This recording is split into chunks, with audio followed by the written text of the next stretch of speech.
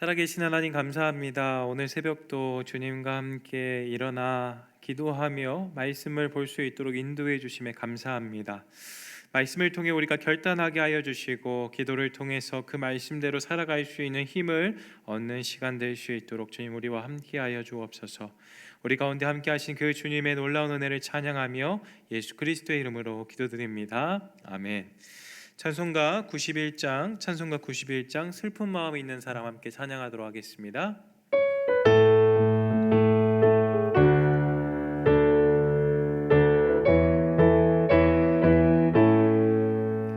슬픈 마음 있는 사람 예수 이름 믿으면 영원토록 변함없는 기쁜 마음 얻으리.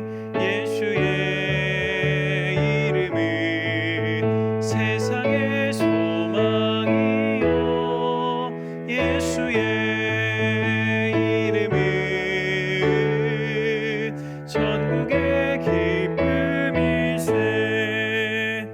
거룩하신 주의 이름 너의 방패 삼으라. 환난 시험 당할 때에 주께 기도드려라. 예수의 이름은 세상의 소망이요 예수의 이름은 천국의 기쁨일세. 존귀하신 주의 이름 우리 기쁨 되도다. 주의 품에 안길 때에 기뻐 찬송 부르리. 예수의 이름은 세상의 소망이요 예수의 이름은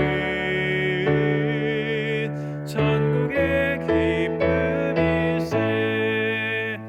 우리 갈 길 나간 후에 보좌 앞에 나가 왕의 왕께 경배하며 멸류관을 드리리. 예수의 이름은 세상의 소망이요 예수의 이름은 천국의 기쁨일세. 우리가 함께 보실 하나님 말씀은 에스겔 26장 1절에서부터 14절까지의 말씀입니다. 함께 보실 하나님 말씀 에스겔 26장 1절에서부터 14절까지의 말씀 함께 읽도록 하겠습니다. 제가 읽도록 하겠습니다.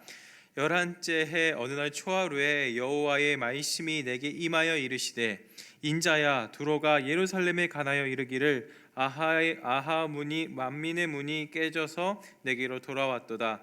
그가 황폐하였으니 내가 충만함을 얻으리라 하였도다.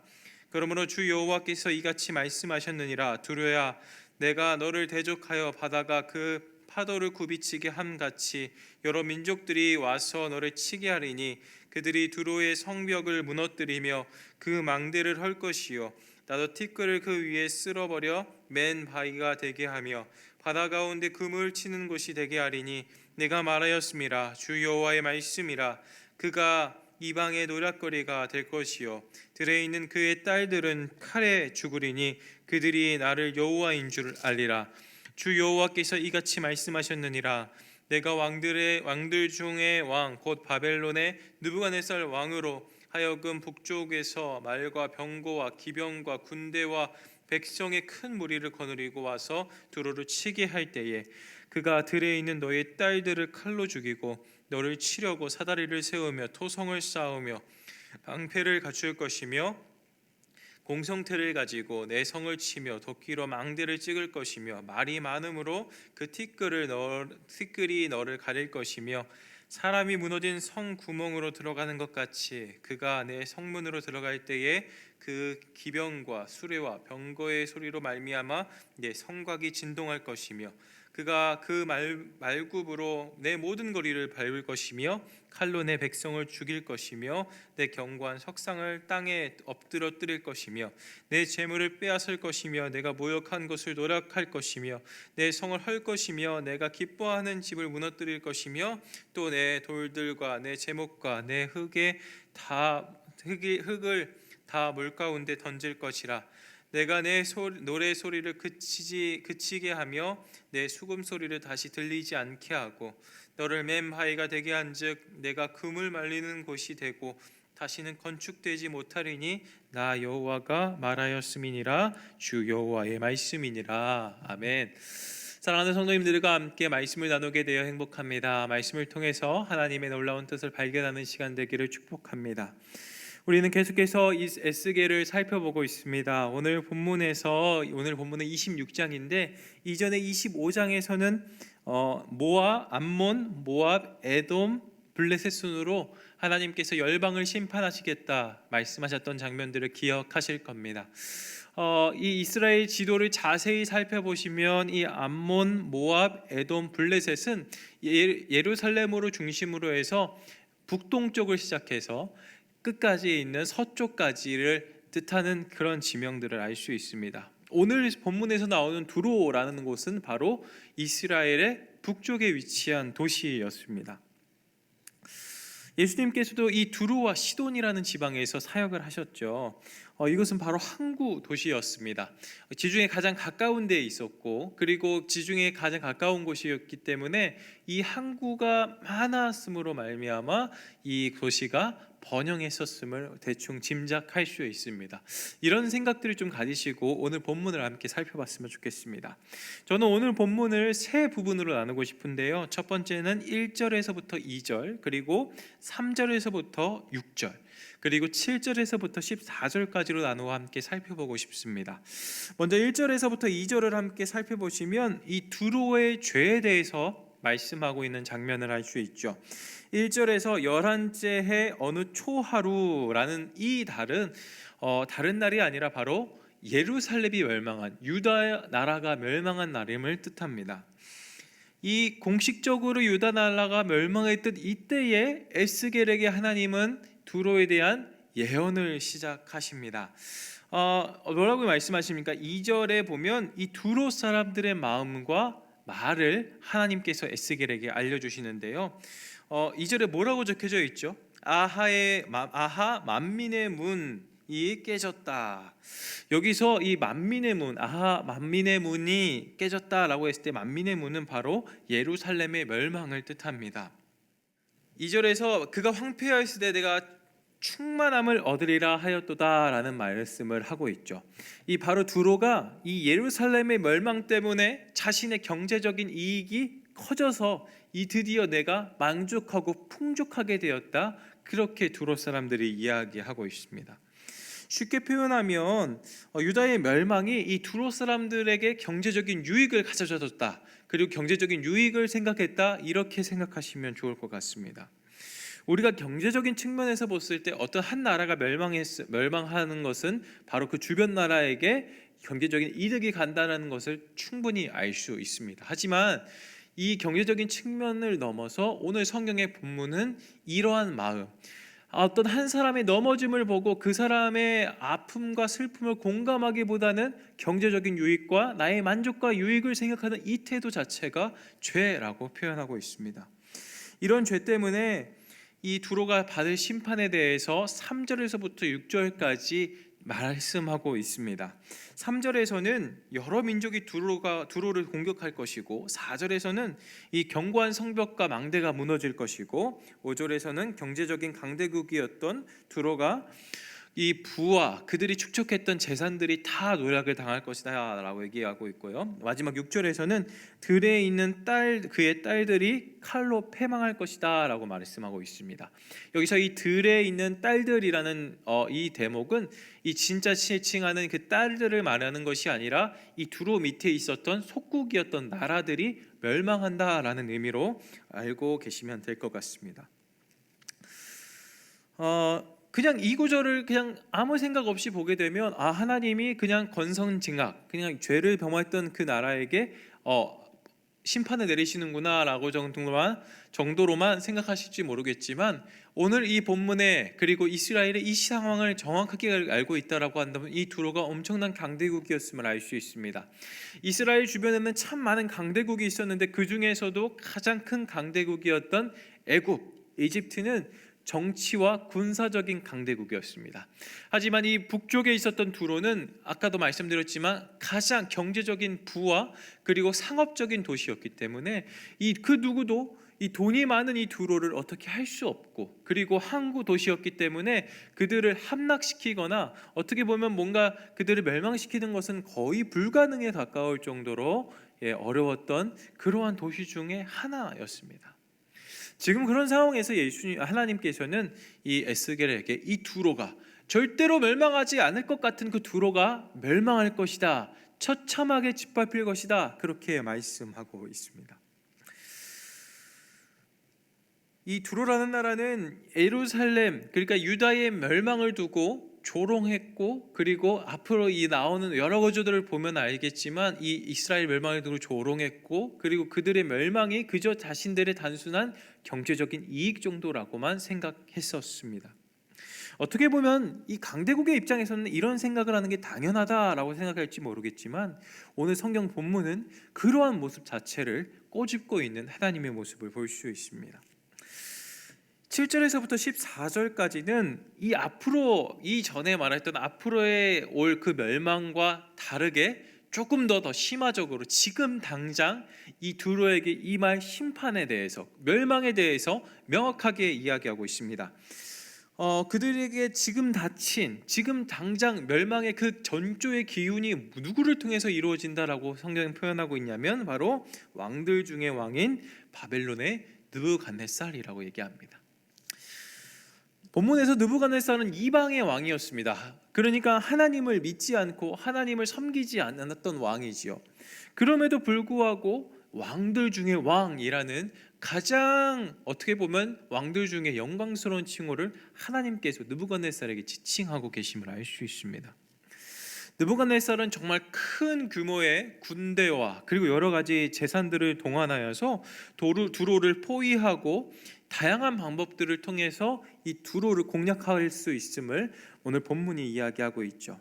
이런 공격으로 두로는 성이 파괴되고 견고한 석상이 무너지고 재물이 노략당하고 집들이 무너지고 노래와 수금소리가 들리지 않게 되며 더 이상 건축할 수 없는 정말 황폐한 땅이 되겠다, 황폐한 땅이 될 것이다, 그렇게 오늘 성경 본문이 이야기하고 있습니다. 참으로 두려운 예언입니다. 사랑하는 성도 여러분, 오늘 본문을 통해서 우리는 어떤 교훈과 메시지를 알 수 있을까요? 본문은 현대를 살아가는 우리에게 참으로 중요한 메시지를 던져주고 있다, 그렇게 생각이 듭니다. 자본주의라는 이데올로기로 근세와 현대 그리고 앞으로의 미래를 우리가 계속 살아갈 겁니다. 이런 모습으로 살아가다 보니까 우리 주변에 일어나는 모든 일들과 그리고 사건들조차 그냥 하나의 경제적인 사건으로 넘어가지는 않는지 그렇게 생각이 듭니다. 최근 많은 소상공인들이 폐업을 하고 힘들어하고 있습니다. 이런 뉴스들을 보면 이 소상공인들의 아픔을 공감하기보다는 우리 마음 가운데 당장 저들이 주저앉음으로 내가 얻을 수 있는 유익이 무엇일까? 사람들이 이렇게 힘들어하고 어려워할 때에 나는 뭔가 더 뛰어난 경제적인 능력과 그리고 어떠한 착취를 통해서 하나님의 뜻이 아닌 나의 뜻을 이루고 나의 경제적인 유익을 생각하고 있지는 않으신지요?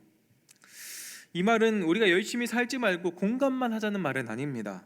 분명한 시기, 분명히 이 시기 가운데서는 열심히 살아야 하고 그리고 경제적인 이익을 위해서도 우리가 열심히 노력해야 됩니다. 하지만 오늘 성경에 주적하는 두로의 죄는 사람의 넘어짐을 보고 자신의 배만 채우기 위한 급급하고 무정한 마음이 바로 두로의 죄였습니다.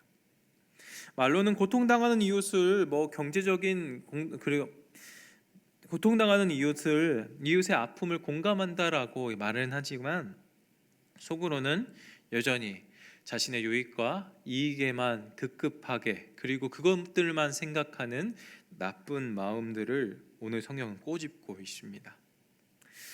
본문에서 이런 생각을 하는 사람이 아무리 엄청난 재산과 부, 그리고 그가 앞으로 쌓아놓을 많은 재물들이 있다 하더라도 하나님은 그 사람의 마음을 중심을 보시고 낱낱이 심판하시겠다, 오늘 말씀하고 계십니다. 우리는 우리 주변에 힘들어하고 넘어진 사람들을 어떻게 바라보고 있습니까? 특히나 오늘 본문처럼 직접적으로 나의 정말로 경제적인 경쟁 상대, 그리고 내가 뭔가 지금 싸워야 하는 상대가 지금 당장 무너져 있고, 그리고 그가 무너짐으로 인해서 나한테 경제적인 이익이 많이 들어왔을 때, 그때의 우리의 마음은 어떤지 한번 생각해 보기를 원합니다. 어떻게 보면 두로 사람들처럼 아이고 우리 경쟁 상대가 넘어짐을 보고 날뛰더니 잘 됐구만, 이제 내가 좀 더 풍족해지겠네, 그러니까 네가 평소에 행동을 좀 잘했어야지라고 정죄는 하고 있지 않은지 우리가 우리 마음을 한번 돌아봤으면 좋겠습니다. 사랑하는 맑은샘 광정교회 성도 여러분, 우리 주변에 넘어지고 쓰러진 사람들, 심지어 소위 말하는 하나님의 심판을 받아서 처참히 무너져 있는 사람들이 우리 주변에 있을 수도 있습니다. 그들을 보면서 그들의 업보이다, 그럴 만한 짓을 했으니까 그렇게 됐지라고 생각하지는 않는지 한번 생각해 보기를 원합니다. 우리는 이웃의 넘어짐을 보면서 그들과 공감하고 그들이 잘 일어설 수 있게끔 그렇게 만들어주는 선한 사마리아인들이 되기를 주님의 이름으로 축복합니다. 이 과정은 결코 쉽지 않습니다. 우리가 아무리 선한 의도를 가지고 그들을 돕는다 하더라도 거절당하고 거부당할 수도 있습니다. 하지만 우리는 주님의 뜻을 따라야 합니다. 그렇기 때문에 가야 하고, 우리 구주에 가르쳐 주신 길이 바로 사람을 사랑하는 길이고 섬기는 길이고 세우는 길이기 때문에 우리가 그 길을 따라 걸어야 합니다. 이렇게 넘어진 사람을 일으켜주고 무너진 사람들을 다시 세워주는 아름다운 맑은샘 광천교회 성도 여러분들이 되기를 주님의 이름으로 축복합니다. 함께 기도하기를 원합니다. 이러한 기도 제목으로 함께 기도하기를 원하는데요, 이웃의 넘어짐을 보고 정죄하거나 조롱하지 않을 수 있도록 도와주십시오. 그가 진정으로 일어나서 정말로 주님의 뜻을 따라서 살아갈 수 있도록 말로만이 아닌 행동과 사랑으로 섬기고 세울 수 있도록 위해서 함께 기도하도록 하겠습니다. 기도합니다. 살아계신 하나님, 주님의 은혜와 사랑에 감사합니다. 엄정한 하나님의 말씀 가운데 두로가 행했던 죄에 대해서 우리가 알게 되었습니다. 하나님, 그저 경제적인 유익과 자신의 유익과 만족을 위해서만 이웃의 넘어짐을 보고 조롱하고 비웃었고, 그리고 그것을 이용하여서 자신의 배를 채웠던 그 두로의 악한 마음, 무정함을 보았습니다.